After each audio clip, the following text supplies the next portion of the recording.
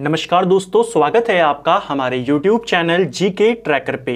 देखिए फ्रेंड्स, आज के वीडियो में हम बात करेंगे जो हमारी करंट अफेयर की क्लास है, जिसमें हम आपके इम्पोर्टेंट मैगजीन के समसामयिकी MCQs को यहाँ पर कवर करते हैं। कल हमने प्रतियोगिता दर्पण के इम्पोर्टेंट MCQs को देखा था, 30+ MCQs को हमने वहाँ पर कवर किया। आज हम 45+ करंट अफेयर के MCQs अलग अलग जो आपकी इंपॉर्टेंट मैगजीन्स आती हैं करंट अफेयर्स की, जो आपके एग्जाम के लिए काफ़ी इंपॉर्टेंट हैं, उन क्वेश्चंस को यहाँ पर कवर करेंगे। जैसा आप जानते हैं, इस सीरीज में हम केवल सिलेक्टेड क्वेश्चंस को कवर करते हैं जो एग्जाम पॉइंट ऑफ व्यू से आपके लिए इंपॉर्टेंट है। अगर आपने इस सीरीज की प्रीवियस क्लासेस नहीं देखी हैं तो आप उनको प्लेलिस्ट से जाके देख सकते हैं। करंट अफेयर्स आपको पूरे साल का इस सीरीज के अंदर मिल जाएगा। तो चलिए दोस्तों, आज की क्लास को शुरू करते हैं। आज का हमारा पहला क्वेश्चन है, हाल ही में भारत ने किस देश को स्वदेश निर्मित मिसाइल कॉर्वेट INS कृपाण उपहार में दिया है? देखिए, INS कृपाण भारत का एक स्वदेशी निर्मित जलपोत है और भारत ने इसे वियतनाम को उपहार में दे दिया। ऑप्शन बी वाला यहाँ पे सही हो जाएगा। आज के वीडियो में थोड़ा सा ऑप्शन के क्रम आपको ऊपर नीचे देखने को मिल सकते हैं, तो आप केवल आंसर्स को मार्क करते हुए चलें। वियतनाम इसका सही आंसर हो जाएगा। ठीक है, जुलाई 2023 में भारत ने अपना ये जलपोत इनको उपहार में दिया था। वियतनाम को लेकर एक क्वेश्चन बन सकता है, वियतनाम की राजधानी कहाँ है? तो वियतनाम की राजधानी हनोई है। ठीक है, नेक्स्ट है, हाल ही में प्रधानमंत्री मोदी को किस देश के सर्वोच्च सम्मान grand cross of the legion of honour से सम्मानित किया गया? अब देखिए, कई बार पूछता है किस देश ने सम्मानित किया, कई बार पूछता है कि इस देश का ये वाला सम्मान किसे दिया गया। एक ही क्वेश्चन अलग अलग तरीके से पूछता है। तो ये जो सर्वोच्च सम्मान है, ये दिया है फ्रांस ने भारत के प्रधानमंत्री को। इस चीज को ध्यान रखना। ठीक है, फ्रांस के राष्ट्रपति कौन है? फ्रांस के राष्ट्रपति हैं इमैनुअल मैक्रोन, और उनके द्वारा 13 जुलाई 2023 को फ्रांस के एलिसा पैलेस में मोदी जी को यह सम्मान दिया गया। ठीक है, और आप जानते हैं अगले ही दिन 14 जुलाई को क्या था? फ्रांस का राष्ट्रीय दिवस, जिसकी परेड में मुख्य अतिथि कौन थे? भारत के प्रधानमंत्री। नेक्स्ट है, किस राज्य की हॉकी टीम ने हॉकी इंडिया जूनियर पुरुष राष्ट्रीय चैंपियनशिप 2023 जीती? तो 2023 की जूनियर चैंपियनशिप हॉकी में किस राज्य ने जीती है? इसे जीता है मध्य प्रदेश ने। हराया किसको? इन्होंने चंडीगढ़ को पराजित किया फाइनल में, और मध्य प्रदेश ने 2023 की जूनियर पुरुष राष्ट्रीय चैंपियनशिप जीती। जून 2023 में इसका फाइनल खेला गया था। नेक्स्ट है, चंद्रयान 3 मिशन के प्रोजेक्ट डायरेक्टर कौन थे? चंद्रयान 3 चांद के दक्षिणी सतह पर उतरा। दक्षिणी सतह पर उतरने वाला भारत दुनिया का पहला देश बना, और चांद पर सॉफ्ट लैंडिंग करने वाला भारत दुनिया का चौथा देश बना ओवरऑल। तो काफी इंपॉर्टेंट मिशन है चंद्रयान 3, और इसके प्रोजेक्ट डायरेक्टर जो थे उनका नाम था P वीरमुथुवेल, इनका नाम है। ऑप्शन सी यहां पे सही आंसर होगा। कुछ महत्वपूर्ण व्यक्ति हैं जो चंद्रयान 3 मिशन से जुड़े हुए हैं, जिनके नाम आपको पता होने चाहिए। सबसे पहला नाम है S सोमनाथ का। आप जानते हैं ये इसरो के चेयरमैन हैं, तो इनका काफी योगदान है। दूसरे व्यक्ति हैं P वीरमुथुवेल, ये प्रोजेक्ट डायरेक्टर हैं, और एक हैं मिशन डायरेक्टर। प्रोजेक्ट डायरेक्टर अलग है, मिशन डायरेक्टर की बात करें वो है आपके मोहन कुमार। इस चीज को भी ध्यान रखना। एक महिला भी इन चंद्रयान 3 मिशन के साथ जुड़ी हुई थी, जिनका नाम है के कल्पना। के कल्पना चंद्रयान 3 की डिप्टी प्रोजेक्ट डायरेक्टर है। इस चीज को भी याद करना। ठीक है, तो ये कुछ इंपॉर्टेंट व्यक्ति जो प्रोजेक्ट के साथ, इस मिशन के साथ, चंद्रयान 3 के साथ जुड़े हुए थे, उनके बारे में हमने जाना। प्रोजेक्ट डायरेक्टर वीरमुथुवेल हैं और मिशन डायरेक्टर मोहन कुमार हैं। ठीक है, नेक्स्ट है, अंतर्राष्ट्रीय ओलंपिक दिवस प्रतिवर्ष कब मनाया जाता है? तो देखिए, अंतर्राष्ट्रीय ओलंपिक दिवस हर साल 23 जून को मनाया जाता है। क्यों मनाया जाता है 23 जून को? 23 जून 1894 को अंतर्राष्ट्रीय ओलंपिक समिति की स्थापना होती है, इसीलिए हर साल 23 जून को अंतर्राष्ट्रीय ओलंपिक दिवस मनाया जाता है। इस दिन को मनाने की शुरुआत 1948 से हुई है। ठीक है, नेक्स्ट है, किस लेखक को प्रतिष्ठित जर्मन पीस प्राइज से सम्मानित किया गया है? तो भारतीय मूल के एक फेमस लेखक हैं सलमान रश्दी। वर्तमान में ब्रिटिश अमेरिकी नागरिक हैं, भारतीय मूल के हैं और इनको जर्मन पीस प्राइज से सम्मानित किया गया है। तो ऑप्शन बी सही आंसर हो जाएगा। नेक्स्ट है, हुरुन इंडिया के अनुसार भारत की सबसे मूल्यवान लिस्टेड प्राइवेट कंपनी कौन सी है? तो इंडिया की सबसे मूल्यवान प्राइवेट कंपनी की अगर हम बात करें तो यह है रिलायंस इंडस्ट्रीज। ऑप्शन सी सही आंसर होगा।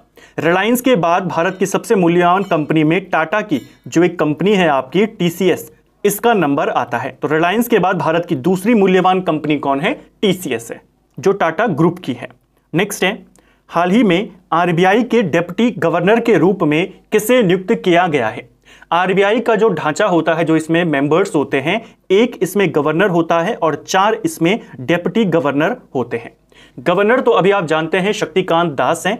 4 डिप्टी गवर्नर में से एक का कार्यकाल यहां पर खत्म हुआ। जो इनके डिप्टी गवर्नर्स होते हैं, इनका कार्यकाल 3 साल के लिए होता है।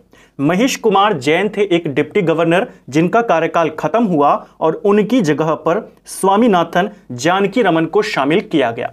तो नए डिप्टी गवर्नर कौन बने हैं हाल ही में? आरबीआई के स्वामीनाथन जानकी रमन। ठीक है, किसकी जगह पर आएंगे? महेश कुमार जैन। इनके अलावा 3 डिप्टी गवर्नर और हैं। ये अकेले डिप्टी गवर्नर नहीं है, क्योंकि मैंने अभी आपको बताया एक गवर्नर होता है और 4 डिप्टी गवर्नर होते हैं। तो उनमें से 4 में से एक ये है। बाकी के 3 की अगर हम बात करें, माइकल देवव्रत पात्रा, इनके अलावा एम राजेश्वर राव और तीसरे हैं टी रविशंकर। ये 3 अन्य हैं। चौथे स्वामीनाथन बने हैं और गवर्नर आप जानते हैं शक्तिकांत दास। नेक्स्ट है, 200 अंतरराष्ट्रीय मैच खेलने वाले पहले पुरुष फुटबॉलर कौन बने हैं? तो अंतरराष्ट्रीय फुटबॉल को लेकर क्वेश्चन, 200 मैचेस खेलने वाले दुनिया के पहले पुरुष खिलाड़ी क्रिस्टियानो रोनाल्डो बने हैं। ये पुर्तगाल का खिलाड़ी है और सबसे ज्यादा मैचेस खेलने वाले पुरुष खिलाड़ी हैं। 200 मैचेस इन्होंने खेले हैं। अपना 200वां मैच इन्होंने आइसलैंड के खिलाफ खेला। पुर्तगाल के हैं, देश भी पूछा जाता है, आप सभी इनको जानते हैं। सबसे ज्यादा अंतरराष्ट्रीय गोल करने वाले खिलाड़ी भी कौन है? रोनाल्डो हैं। इनके अभी वर्तमान में 123 अंतरराष्ट्रीय गोल हैं। नेक्स्ट है, किस राज्य या केंद्र शासित प्रदेश ने मोबाइल दोस्त ऐप लॉन्च किया है? तो मोबाइल दोस्त ऐप इसे लॉन्च किया है जम्मू कश्मीर ने। ऑप्शन ए सही आंसर हो जाएगा। इस ऐप का उद्देश्य है कि जो जरूरी सरकारी सेवाएं हैं, जो सरकार अलग अलग सुविधाएं नागरिकों को देती हैं, उन तक नागरिकों की डायरेक्ट पहुंच हो सके, नागरिकों को उनके बारे में जानकारी मिल सके, इसलिए इस ऐप को लॉन्च किया गया, मोबाइल दोस्त ऐप। कहां लॉन्च हुआ है? जम्मू कश्मीर में। नेक्स्ट है, इकोनॉमिस्ट इंटेलिजेंस यूनिट के अनुसार रहने के लिहाज से दुनिया का सबसे अच्छा शहर कौन सा है? तो दुनिया का सबसे अच्छा शहर रहने के लिहाज से तो यह है आपका ऑस्ट्रिया की राजधानी वियना। जो वियना शहर है दुनिया का सबसे अच्छा शहर इसको माना गया इस रिपोर्ट के अनुसार रहने के लिहाज से। ठीक है, दूसरे नंबर पर डेनमार्क का कोपेनहेगन है, तीसरे नंबर पे ऑस्ट्रेलिया का मेलबर्न और चौथे पे ऑस्ट्रेलिया का सिडनी शहर है। भारत के किस एयरपोर्ट पर देश की पहली एलिवेटेड क्रॉस टैक्सी सर्विस की शुरुआत करी गई? अब देखिए, इस प्रकार के जो करंट अफेयर के आपके क्वेश्चन होते हैं, मैं आपको कई बार कह चुका हूं, जो चीज पहली बार हुई है वो आपका करंट अफेयर तो मोस्ट इंपॉर्टेंट है, साथ में स्टैटिक जीके का भी काम करता है।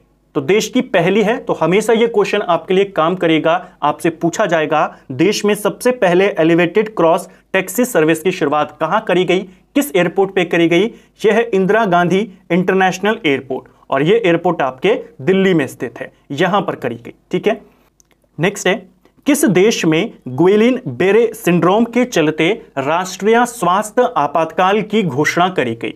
तो कोरोना के बाद जो आपकी बड़ी बड़ी बीमारियां हैं उनको लेकर भी क्वेश्चन अब ज्यादा पूछने लगे हैं। एक और बीमारी गुइलिन बेरे सिंड्रोम, तंत्रिका तंत्र से संबंधित ये बीमारी है और इसको लेकर इसके काफी ज्यादा केसेस बढ़े और इसको लेकर पेरू देश में नेशनल हेल्थ इमरजेंसी को यहां पर लगाया गया। तो कहां लगी है इमरजेंसी? पेरू। क्वेश्चन बन सकता है कि इस बीमारी से ग्रसित हाल ही में कौन सा देश है, तो आप पेरू का नाम बताएंगे। ऑप्शन डी सही आंसर हो जाएगा। नेक्स्ट है, लॉर्ड हनुमान को किस चैंपियनशिप का आधिकारिक शुभंकर घोषित किया गया है? तो बजरंगबली को कौन सी चैंपियनशिप का शुभंकर बनाया गया है? यह है आपकी एशियाई एथलेटिक्स चैंपियनशिप। एशियाई एथलेटिक्स चैंपियनशिप 2023 आपके थाईलैंड में खेली गई और इसका जो शुभंकर है वो कौन थे? भगवान हनुमान थे। इस चीज को ध्यान रखना, काफी इंपॉर्टेंट क्वेश्चन हो जाएगा। नेक्स्ट है, हाल ही में भारत के किस बैडमिंटन खिलाड़ी ने कनाडा ओपन का खिताब जीता? तो कनाडा ओपन का खिताब ये जीता है लक्ष्य सेन ने। ऑप्शन डी सही आंसर होगा। कोई चाइनीज था, फेंग, उसको हराकर इन्होंने इस खिताब को जीता है। ठीक है। ओबिनास ज्वालामुखी किस देश में है जिसके चलते वहां आपातकाल की घोषणा करी गई? एक और इमरजेंसी, और यह भी कहां लगी है? पेरू में लगी है। पहले उस बीमारी के कारण वहां पर हेल्थ इमरजेंसी लगी और एक ज्वालामुखी है ओबिनास ज्वालामुखी, इसके चलते ज्वालामुखी के आसपास के इलाकों में 60 दिन के लिए नेशनल इमरजेंसी को लगाया गया। तो दोनों इमरजेंसियां कहां लगी हैं? पेरू में लगी हैं। पेरू एक दक्षिण अमेरिकी देश है जिसकी राजधानी लीमा है। ठीक है। नेक्स्ट है, ग्लोबल पीस इंडेक्स 2023 के अनुसार दुनिया का सबसे शांतिपूर्ण देश कौन सा है? तो सबसे पीस कंट्री, शांतिपूर्ण कंट्री कौन सी है दुनिया की? यह है आपका आइसलैंड। ऑप्शन डी सही आंसर होगा। इस पूरी लिस्ट में टोटल 163 देश हैं, जिसमें पहले नंबर पर जो सबसे शांत देश है वो आइसलैंड है और 163वें नंबर पर सबसे अशांत देश अफगानिस्तान है। भारत 163 में से 126वें नंबर पे इस सूची में आता है। ठीक है। नेक्स्ट है, कौन सा देश संघाई सहयोग संगठन का नया स्थायी सदस्य बना है? कल भी हमने इस क्वेश्चन को डिटेल में देखा था कि आपका जो SCO है इसमें पहले 8 मेंबर्स थे, जिसमें आपके Bharat, Pakistan, China, Russia, Kazakhstan, Kyrgyzstan, Tajikistan और उज्बेकिस्तान शामिल थे। 9वां देश इसमें शामिल हुआ है ईरान। ईरान को आपने याद करना है। ठीक है। भारत और पाकिस्तान इसमें 2017 में परमानेंट सदस्य बनाए गए थे। ठीक है। नेक्स्ट है, हाल ही में किसे रिसर्च एंड एनालिसिस विंग यानी जो भारत की खुफिया एजेंसी है रॉ के नए प्रमुख के रूप में नियुक्त किया गया है? तो रॉ का नया चीफ ये बनाया गया है रवि सिन्हा को। ऑप्शन ए आपका सही आंसर हो जाएगा। जो रॉफ के चीफ होते हैं, जो इनके मुख्य होते हैं, इनका कार्यकाल 2 वर्ष का होता है और रॉ की स्थापना 1968 में की गई थी। वर्तमान में इसके चीफ कौन है? रवि सिन्हा इसके चीफ हैं। इनसे पहले सामंत कुमार गोयल थे, उनकी जगह पर अब इनको नया चीफ बनाया गया है। नेक्स्ट है, ग्लोबल फायर पावर की रिपोर्ट के अनुसार दुनिया की सबसे शक्तिशाली सेनाओं में भारत की रैंक क्या है? तो ग्लोबल फायर पावर इंडेक्स हर साल जारी होता है, जिसमें दुनिया की अलग अलग देशों की मिलिट्री पावर को यहां पर रैंक दी जाती है। पहले नंबर पर इस सूची में अमेरिका आता है, दूसरे नंबर पर आपका रशिया है, तीसरे नंबर पे चाइना और चौथे नंबर पर आता है इंडिया। तो फायर पावर की रिपोर्ट के अनुसार भारत की सेना कौन से नंबर पे आती है? चौथे नंबर पर है यहां पर। ठीक है। नेक्स्ट है, हाल ही में भारत के किस गायक या संगीतकार को बर्मिंघम सिटी यूनिवर्सिटी ने डॉक्टरेट की उपाधि से सम्मानित किया है? तो भारत के संगीतकार हैं, म्यूजिशियन हैं, जिनका नाम है शंकर महादेवन। इनको बर्मिंघम सिटी यूनिवर्सिटी के द्वारा डॉक्टरेट की उपाधि दी गई। नेक्स्ट है, भारत के राष्ट्रीय खेलों के 37वें संस्करण का आयोजन किस राज्य में किया जाएगा? अभी पिछले साल 36वें नेशनल गेम्स का आयोजन आप जानते हैं गुजरात में हुआ था। ठीक है। और जो 37वें नेशनल गेम्स होने हैं आपके, वो गोवा में होने हैं। ऑप्शन डी आपका सही उत्तर यहां पर हो जाएगा। जो 38वें नेशनल गेम्स होने हैं आपके, वो उत्तराखंड में होने हैं और 39वें नेशनल गेम्स आपके मेघालय में होने हैं। तो ये आने वाले इवेंट्स हैं। ये आपका वर्तमान है जो इस साल होगा, और पिछला वाला भी हमने देखा वो गुजरात में हुआ था। राष्ट्रीय खेल पूछे जाते हैं, ध्यान रखेंगे। गोवा में इससे पहले 2020 में राष्ट्रीय खेलों का आयोजन होना था, जिनको बाद में रद्द कर दिया गया था। ठीक है। नेक्स्ट है, एशियाई कबड्डी चैंपियनशिप 2023 का खिताब किस देश ने जीता? तो एशियाई कबड्डी चैंपियनशिप 2023 इसे जीती है भारत ने। भारत ने फाइनल में ईरान को पराजित किया और कबड्डी चैंपियनशिप को जीता। भारत की राष्ट्रपति द्रौपदी मुर्मू को किस देश का सर्वोच्च नागरिक पुरस्कार प्रदान किया गया? तो हमारे देश की राष्ट्रपति द्रौपदी मुर्मू को भी एक देश ने सर्वोच्च नागरिक पुरस्कार दिया है, जिसका नाम है सूरीनाम। ऑप्शन ए सही आंसर हो जाएगा।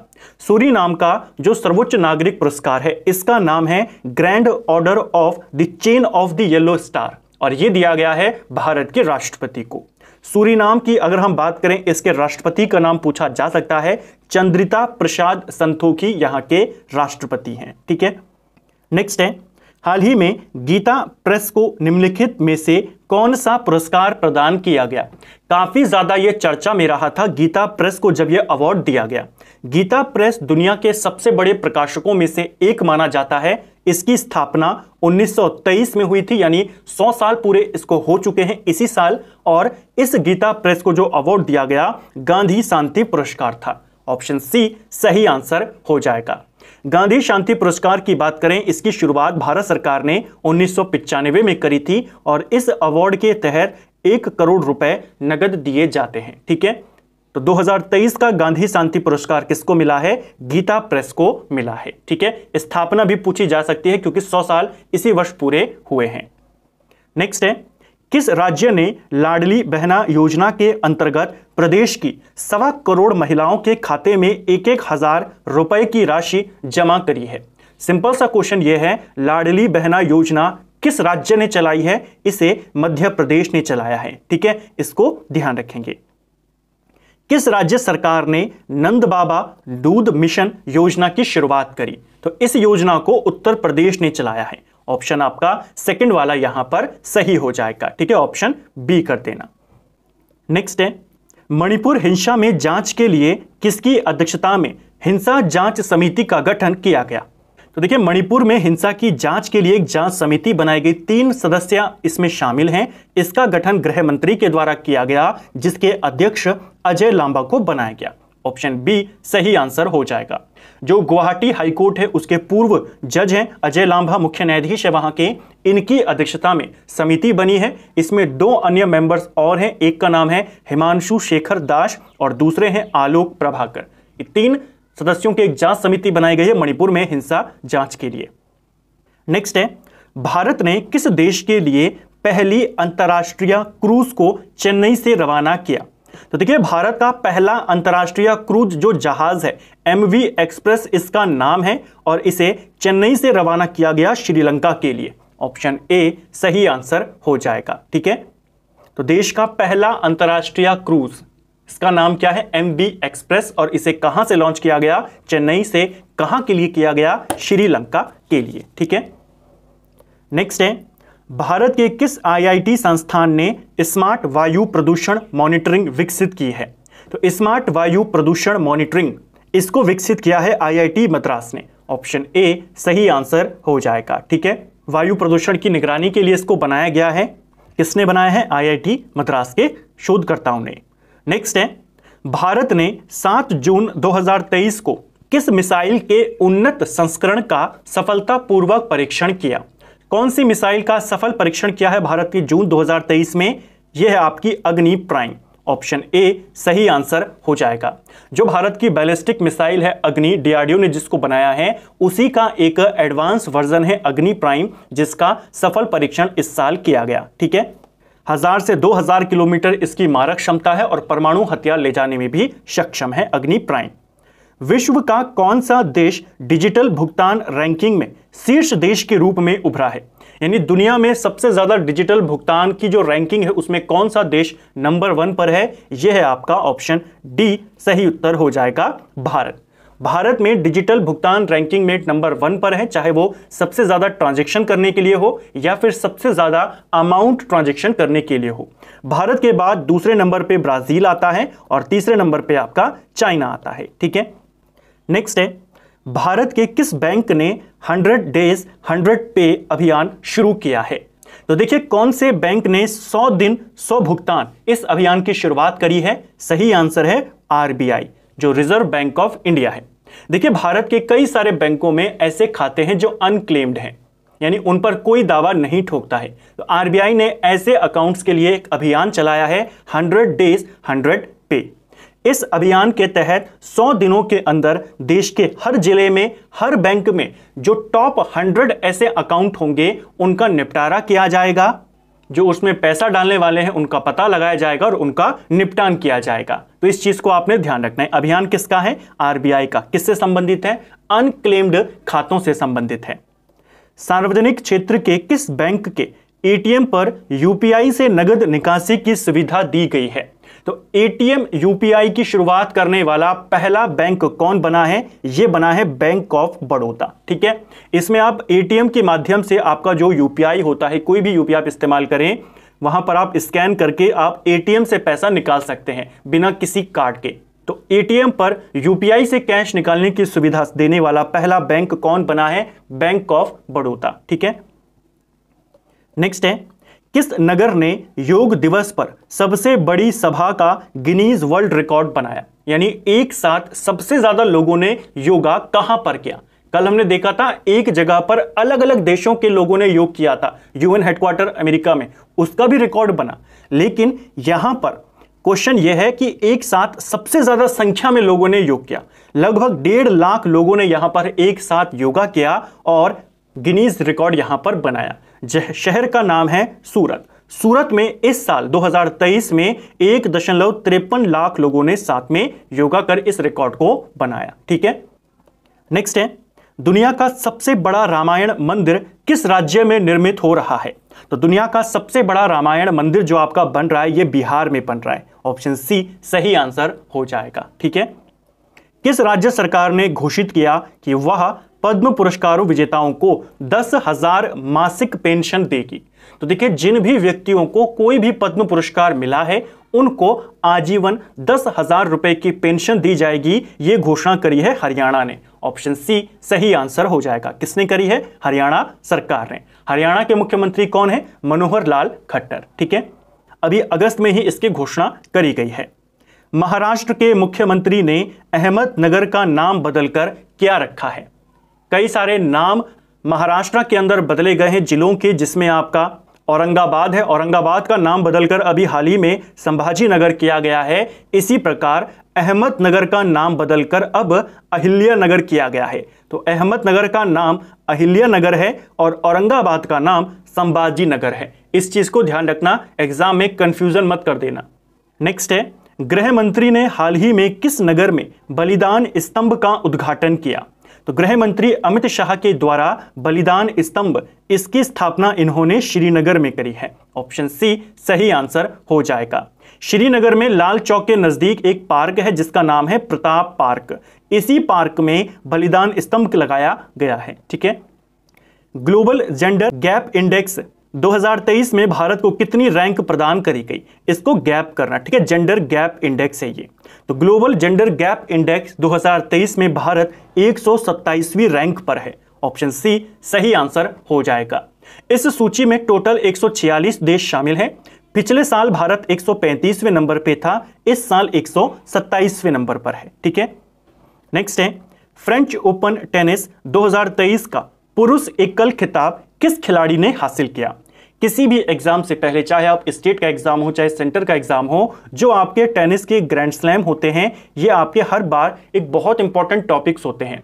यहां से क्वेश्चन बन जाते हैं आपके, क्योंकि साल में 4 ही ग्रैंड स्लैम होते हैं, तो किसने कौन सा वाला जीता वो पूछा जाता रहता है। ठीक है, 2023 के सारे ग्रैंड स्लैम खत्म हो चुके हैं, तो चारों विजेताओं को हम यहां पर देख लेंगे पुरुष और महिलाओं में। अगर हम फ्रेंच ओपन टेनिस की बात करते हैं, इसे जीता है नोवाक जोकोविच ने। पहले हम मेल टेनिस के बारे में बात कर लेते हैं, पुरुष जो विजेता हैं उनकी बात कर लेते हैं। देखिए, ऑस्ट्रेलियन ओपन, फ्रेंच ओपन और यूएस ओपन, ये तीनों के तीनों नोवाक जोकोविच ने जीते हैं। ठीक है, जो एक आपका बचा है विंबलडन ओपन, उसे जीता है कार्लोस अल्कारेज ने। उसका नाम याद कर लीजिए, आपके पुरुष एकल खिताब क्लियर हो गए। विंबलडन को छोड़कर बाकी तीनों ग्रैंड स्लैम किसने जीते हैं 2023 में? नोवाक जोकोविच ने। अगर हम महिला एकल की बात करें, वहां पर आपको 4 नाम याद करने पड़ेंगे। ऑस्ट्रेलियन ओपन जो जीता है वो आरियाना सबलेंका के द्वारा जीता गया है। ठीक है, फ्रेंच ओपन ईगा स्टिविक के द्वारा जीता गया। विंबलडन ओपन मार्केटा वोंद्रोसोवा के द्वारा जीता गया। और जो यूएस ओपन है ये अभी लेटेस्ट हुआ है, इसको कोको गॉफ के द्वारा जीता गया। ठीक है, तो फ्रेंच पूछा है, आप इजीली बता देंगे नोवाक जोकोविच। नेक्स्ट है, फ्रेंच ओपन टेनिस 2023 का महिला एकल का खिताब किसने जीता? अभी मैंने आपको बताया फ्रेंच वाले में ईगा स्टिविक ने जीता है। ठीक है, ऑस्ट्रेलिया वाला आर्यन सबालेंक ने जीता, विंबलडन मार्केटा वोंद्रोसोवा ने, और यूएस ओपन जीता था कोको गॉफ ने। ठीक है, नेक्स्ट है, किस देश की टीम ने फीफा अंडर 20 वर्ल्ड कप 2023 का खिताब हासिल किया? फीफा के दो बड़े वर्ल्ड कप इस साल में हुए, एक FIFA women's world cup football का और एक अंडर 20 वर्ल्ड कप। जो वुमेन्स वर्ल्ड कप था उसे स्पेन ने जीता है, ठीक है। यानी फुटबॉल में महिलाओं का जो वर्ल्ड कप था 2023 में हुआ, स्पेन ने इस वर्ल्ड कप को जीता। जो अंडर 20 वर्ल्ड कप है इसे जीता है उरुग्वे ने। ऑप्शन बी आपका सही आंसर हो जाएगा। नेक्स्ट है, भारतीय सेना किस देश में एक्सरसाइज खान क्वेस्ट 2023 में भाग ले रही है? देखिए, जो एक्सरसाइज मिलिट्री एक्सरसाइज है खान क्वेस्ट, ये एक मल्टीनेशनल मिलिट्री एक्सरसाइज है। बहु देशों के बीच में इसको होता है, 20 से ज्यादा देश इसमें भाग ले रहे हैं। इस बार जो इसका आयोजन किया जा रहा है वो मंगोलिया में किया जा रहा है। तो भारत इसमें कहां भाग ले रहा है? मंगोलिया में भाग ले रहा है। इंपॉर्टेंट, एक तो आपके से मिलिट्री एक्सरसाइज पूछी जाती है, दूसरा कारण इसको पूछे जाने का यह है इसके अंदर जो भारतीय सेना का प्रतिनिधित्व कर रही है वो है गढ़वाल राइफल्स। तो उत्तराखंड के एग्जाम के लिए आपके लिए ज्यादा इंपॉर्टेंट फिर हो जाता है। गढ़वाल राइफल्स इसमें भारतीय सेना का प्रतिनिधित्व कर रही हैं। नेक्स्ट है, निम्नलिखित में से किसे 29 मई 2023 को राष्ट्रपति द्रौपदी मुर्मू ने सतर्कता आयुक्त के पद पर नियुक्त किया है? यानी जो इंडिया के चीफ विजिलेंस कमिश्नर होते हैं, सीवीसी जिनको कहा जाता है, केंद्रीय सतर्कता आयुक्त, ये बनाया गया है पीके श्रीवास्तव को, प्रवीण कुमार श्रीवास्तव। ऑप्शन सी सही आंसर हो जाएगा। भारत के किस राज्य को राष्ट्रीय जल पुरस्कार 2022 प्रदान किया गया है? इस अवार्ड की घोषणा जून 2023 में करी गई है। राष्ट्रीय जल पुरस्कार 2022 मध्य प्रदेश को दिया गया है। ऑप्शन बी सही उत्तर हो जाएगा। नेक्स्ट है, वनडे इंटरनेशनल क्रिकेट में 15 शतक पूरे करने वाले तीसरा सबसे तेज क्रिकेटर कौन बने हैं? यानी 15 शतक लगाने वाले पहले सबसे तेज क्रिकेटर जिन्होंने सबसे तेज 15 शतक लगाए वो है वर्तमान में बाबर आजम। दूसरे नंबर पे आता है हाशिम आमला, ठीक है, जो साउथ अफ्रीका का है। तीसरे खिलाड़ी कौन बने हैं? पहले इस नंबर पे विराट कोहली थे, अब विराट कोहली का रिकॉर्ड तोड़कर तीसरे नंबर पे आ गए हैं वेस्टइंडीज के शाई होप, ठीक है।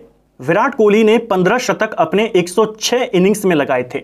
शाई होप ने 105 इनिंग्स में लगाकर तीसरे स्थान पर अपनी जगह विराट कोहली के स्थान पर बना ली। दूसरे नंबर पर जैसा हमने देखा हाशिम आमला है, इसने 86 पारियों में लगाए। और पहले नंबर पर पाकिस्तान का बाबर आजम है जिसने 83 पारियों में 15 शतक लगाए। तो ये भी करंट अफेयर का क्वेश्चन आपसे बन सकता है। तो फ्रेंड्स, ये था हमारा आज का वीडियो जिसमें हमने करंट अफेयर्स के 47 इंपॉर्टेंट एमसीक्यूज को यहां पर कवर किया। कल भी हमने 30 एमसीक्यूज को देखा था। सारे के सारे क्वेश्चन आपके सिलेक्टेड हैं, सारे के सारे क्वेश्चन आपके ऐसे हैं जो आपसे एग्जाम में पूछे जाने के सबसे ज्यादा चांसेस रखते हैं। कई सारे क्वेश्चन इसमें ऐसे हैं जो आपके स्टैटिक जीके का भी पार्ट हैं। उम्मीद करता हूं आपको आज का वीडियो पसंद आया होगा। अगर आपको ये वीडियो पसंद आया है तो वीडियो को लाइक करें। अगर आप चैनल पर पहली बार आए हैं, चैनल को सब्सक्राइब करें, अपने दोस्तों के साथ शेयर करें। वीडियो आपको कैसा लगा कमेंट बॉक्स में हमें ज़रूर बताएं। 47 में से आपके कितने क्वेश्चन सही रहे वो भी आप हमें कमेंट बॉक्स में बता सकते हैं। Thank you friends.